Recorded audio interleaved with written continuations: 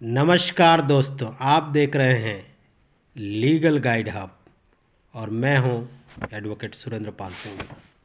आज की इस वीडियो में हम बात करेंगे AIB 21 एग्ज़ाम का पूरा सिलेबस क्या है, कौन कौन से विषय आते हैं और तैयारी कैसे करें कि पहली बार में एग्ज़ाम क्लियर हो जाए। अगर आप AIB 21 देने जा रहे हैं तो यह वीडियो आपके लिए बहुत ज़रूरी है दोस्तों। AIB एग्ज़ाम क्या है उसके बारे में एक छोटा सा परिचय। AIB यानी कि ऑल इंडिया बार एग्जामिनेशन, जो बार काउंसिल ऑफ इंडिया द्वारा लिया जाता है। इस परीक्षा को पास करने के बाद ही आपको सर्टिफिकेट ऑफ प्रैक्टिस, जिसको शॉर्ट फॉर्म में बोलते हैं COP, मिलता है और आप दूसरे या पूरे भारत में प्रैक्टिस करने के योग्य बनते हैं। AIB 21 का सिलेबस दोस्तों, AIB का सिलेबस मुख्य रूप से LLB के जरूरी विषयों पर आधारित होता है, जैसा कि संविधान, भारतीय दंड संहिता IPC, जो अभी BNS बोलते हैं हम, दंड प्रक्रिया संहिता CRPC, BNSS, सिविल प्रक्रिया संहिता CPC, भारतीय साक्ष्य अधिनियम, contract act, torts, family laws, property laws, company laws, labour and industry laws, पर्यावरण का कानून, human rights, professional ethics and advocate act या ADR, मध्यस्थी, cyber law, interpretations of the statutes, public international law and taxations. ये जो syllabus है दोस्तों, यहाँ से क्वेश्चन बनते हैं।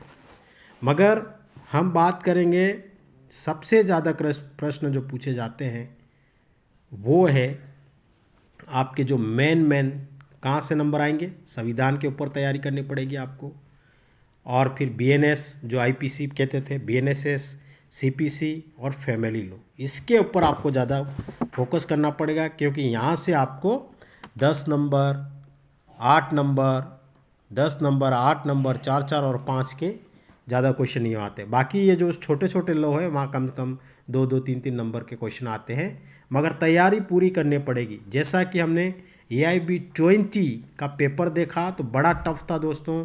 अभी जून में एग्ज़ाम होगा, तो उसको देखते हुए हमें तैयारी अभी से शुरू करनी होगी, और तैयारी अच्छी करेंगे तो संभावना है कि आप पहले एग्ज़ाम में पास हो जाओ। तो इसलिए दोस्तों अभी से तैयारी में आप जुट जाइए। अगर चैनल पर नए हैं तो चैनल को सब्सक्राइब, लाइक और अपने दोस्तों में शेयर करिए।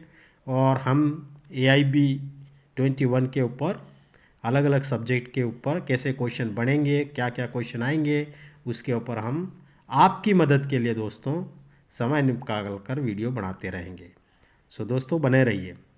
सो अब बात करते हैं कुल प्रश्न कितने आते। 100 नंबर के क्वेश्चन होंगे दोस्तों। MCQ के जो क्वेश्चन होंगे 100 नंबर, मगर ये क्वेश्चन अभी घुमा फिरा के पूछ रहे हैं, बड़े बड़े, एक प्रश्न एक पेज में आता है, इतना बड़ा क्वेश्चन पूछते हैं। अब आप कर सकते हो, आप में जोश, जज्बा, हिम्मत और आपके अंदर काबिलियत है, बट दोस्तों समय भी तो होना चाहिए पढ़ने के लिए। इतना समय है नहीं अपने पास, क्योंकि समय होगा वो 3 आवर्स, 3 घंटे 30 मिनट का होता है। एक प्रश्न ही पढ़ेंगे तो समय तो यूँ निकल जाता है, और फिर कुछ घुमा फिरा के माइंड का एक्सरसाइज करने वाले क्वेश्चन होंगे। अब की बार 20-30 क्वेश्चन ऐसे पूछ लिए, काफ़ी बच्चे पूरे 100 जो क्वेश्चन अटेंड भी नहीं कर पाए, तो क्वेश्चन टफ होगा। और कैसे होगा क्वेश्चन, कैसा क्वेश्चन बनेंगे, वो सब हम आगे और वीडियो बना के बात करेंगे। और ये ऑफलाइन होगा दोस्तों, OMR होगा, एग्ज़ाम ओपन बुक एग्ज़ाम होता है। बट दोस्तों अब की बार किसी के काम नहीं आई ये ओपन बुक्स वाले, सब बच्चे परेशान थे। पास होने के लिए दोस्तों 45 मार्क की आवश्यकता है, ST SC के लिए 40 मार्क लाने की आवश्यकता है।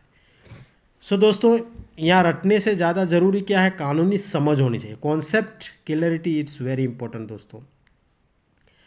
पहले सिलेबस को मजबूत करें। सबसे पहले सारे विषयों की एक लिस्ट बनाएं जब आप तैयार करते हो, तो तैयारी करते हो, फिर ठीक करें कि कौन सा सब्जेक्ट स्ट्रॉन्ग है, कौन सा वीक है, जैसा कि मैंने आपको पहले बताया है दोस्तों। और फिर आपको टाइम भी सेट करना पड़ेगा कि कितने आवर्स आप पढ़ोगे, अभी से तैयारी करनी पड़ेगी दोस्तों। मुख्य जो बुक्स है उनके ऊपर आपको, जब संविधान है, आपको साक्ष्य अधिनियम है, सीपीसी है, बीएनएसएस है, आईपीसी है, इनसे सबसे ज़्यादा क्वेश्चंस आते हैं, ध्यान रखना दोस्तों। अब पढ़ोगे कैसे, आप कैसे पढ़ोगे दोस्तों, आपको बुक्स लानी पड़ेगी। और बुक्स आप कैसे मंगाओगे, अगर आपके आसपास कोई शॉप होगी तो वहाँ से खरीद लो या ऑनलाइन मंगा लीजिए। डायरेक्ट होना चाहिए दोस्तों। मैं तो आपको कहूँगा दोस्तों कि जो डिगलॉक्ड, एक तरफ हिंदी और इंग्लिश हो, ऐसा डायरेक्ट लाओ जो आपको लॉन्ग टाइम काम भी आए दोस्तों। और बैरेक्ट तो रखना पड़ेगा, क्योंकि बैरेक्ट के ऊपर ही आपकी कमांड होगी, आप समझ पाएंगे, और ज़रूरत पड़े तो आप साथ में भी ले जाओगे। और विदाउट कमेंट्री वाला लाओ तो एग्ज़ाम में भी आप ले जा सकते हो। तो कैसे पढ़ेंगे बैरेक्ट, ओपन बुक एग्ज़ाम है, लेकिन बिना तैयारी के बुक खोलना भी बेकार होता है दोस्तों। इसलिए इंडेक्स पढ़ना सीखिए, सेक्शन की लोकेशन याद रखिए, कहाँ पर सेक्शन होते हैं, इम्पोर्टेंस प्रोविजंस पर स्टिकी नोट लगाइए। स्टिकी नोट मतलब कुछ कागज़ लगा दीजिए कलर वाला जो आपको पता हो। और फिर पुराने प्रश्न, पुराने जो प्रीवियस एग्ज़ाम है वहाँ प्रश्न पेपर कैसा आया था वो देखना पड़ेगा। और कुछ प्रश्न हम भी आपको बताएंगे, सवाल किस टाइप के आते हैं, किस विषय से ज़्यादा आते हैं, समय कैसे मैनेज करना है, इन सब के ऊपर हम आने वाले समय में बात करेंगे। सो दोस्तों बने रहिए और लाइक शेयर और दोस्तों में बताइए दोस्तों। और प्रोफेशनल इथिक्स को हल्के में नहीं लेना दोस्तों, यह सब्जेक्ट आसान होता है और यहीं से सबसे ज़्यादा नंबर भी आते हैं। प्रोफेशनल एथिक्स में एडवोकेट एक्ट।